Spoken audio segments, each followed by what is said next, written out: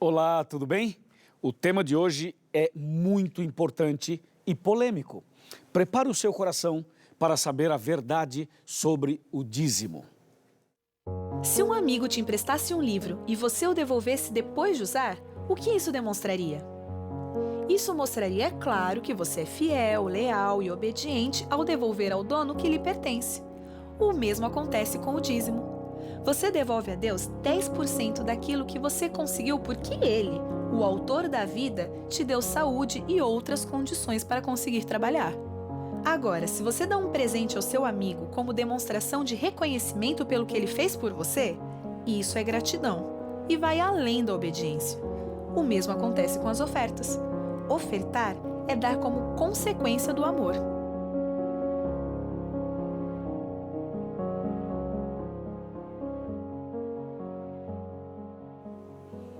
Falar desse assunto é tocar num tema interessante e ao mesmo tempo complicado. Sabe por quê?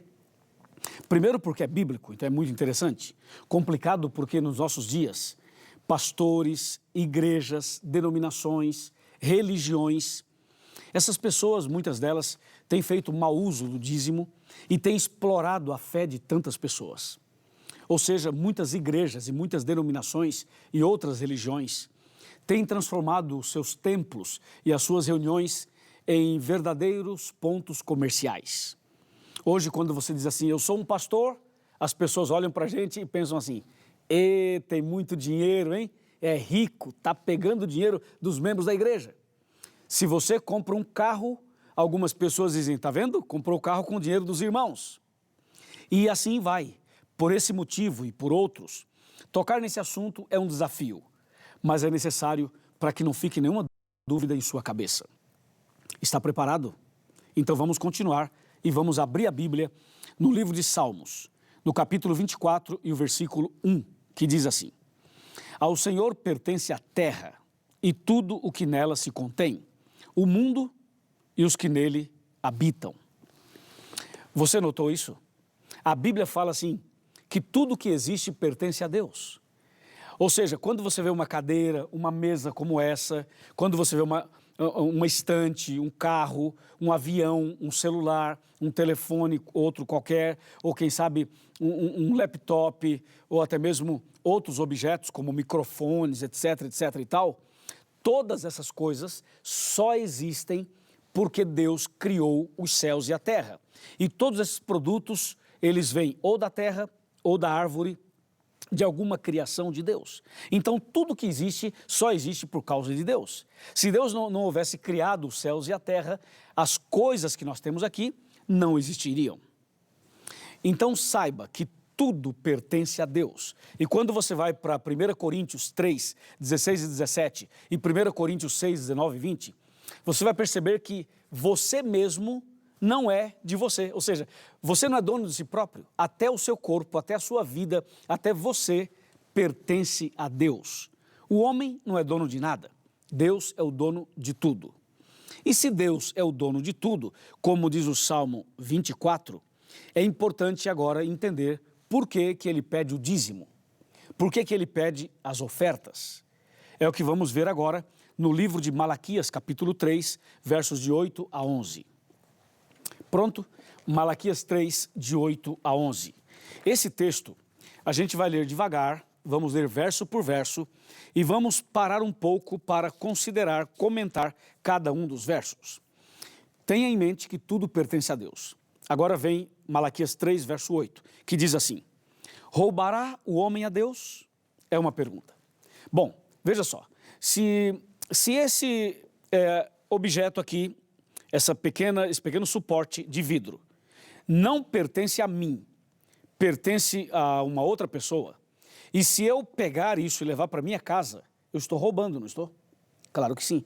Se essa Bíblia não pertence a mim, mas pertence a uma outra pessoa, e se eu a tomo e levo para casa, estou roubando.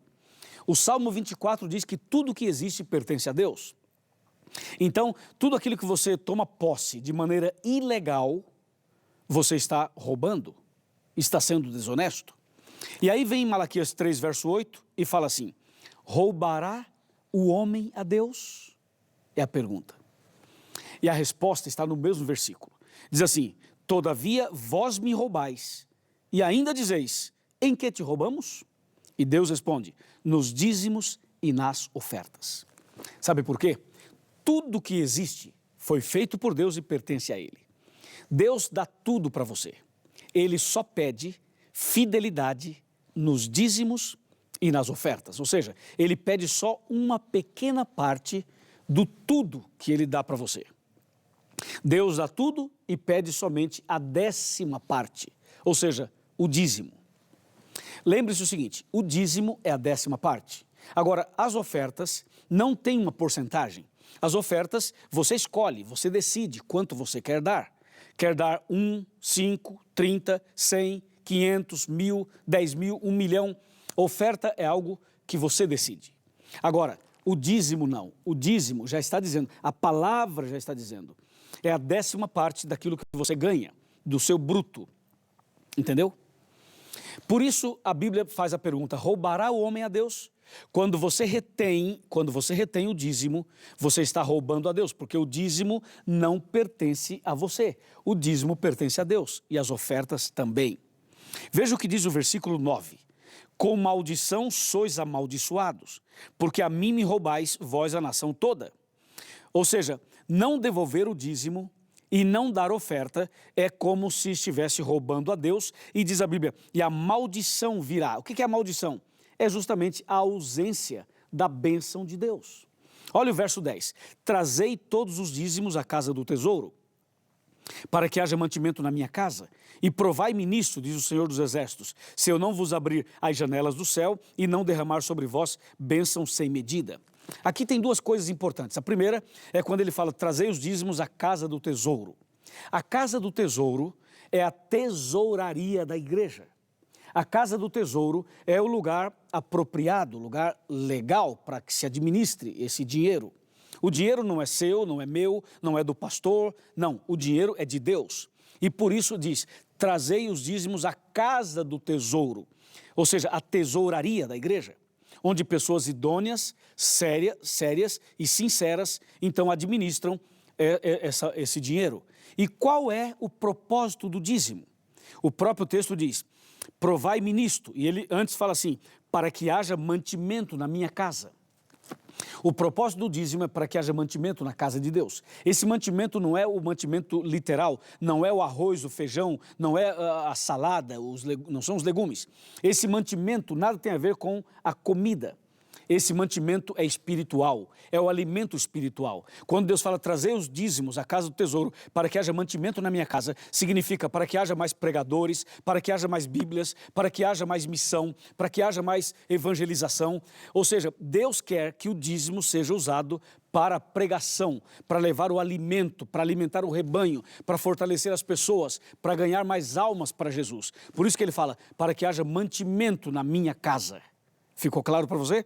Então ele fala, tragam os dízimos para que haja mantimento na minha casa. E Deus fala assim, provai-me nisto. Você traz os dízimos e você pode fazer uma prova comigo. Você vai ver, eu derramarei bênçãos sem medidas sobre a sua vida, sobre a sua família, sobre o seu trabalho, sobre a sua saúde e assim por diante. E as bênçãos de Deus, elas são apresentadas aqui no verso 11, nos versos 11 e 12. Ouça o verso 11, por vossa causa repreenderei o devorador, para que não vos consuma o fruto da terra, e a vossa vide no campo não será estéril, diz o Senhor dos Exércitos. E todas as nações vos chamarão de bem-aventurados. Ficou claro para você? O dízimo é usado estritamente para pregar o Evangelho. Por isso que eu estou aqui pregando para você. Por isso que estamos fazendo esse material, e esse material que estamos preparando, não é um material para sair por aí comercializando e vendendo. Esse material é um material evangelístico. A igreja patrocina o material e nós entregamos para as pessoas gratuitamente. Porque é para isso a pregação do Evangelho. Ficou claro para você? Então a palavra de Deus vai deixando claro tudo isso. E para confirmar tudo aquilo que nós já analisamos, eu quero chamar a sua atenção para o livro de Ageu. Ageu capítulo 1, verso 6 e Ageu 2, verso 8. 1 verso 6 fala, tendes semeado muito e recolhido pouco. Comeis, mas não chega para fartar-vos. Bebeis, mas não dá para saciar-vos. Vestivos, mas ninguém se aquece. E o que recebe salário, recebe-o para pô-lo num saquitel furado. Ou seja, não ser fiel a Deus, não devolver os dízimos a Deus, é roubo. E aí a Bíblia fala, o seu dinheiro não será abençoado.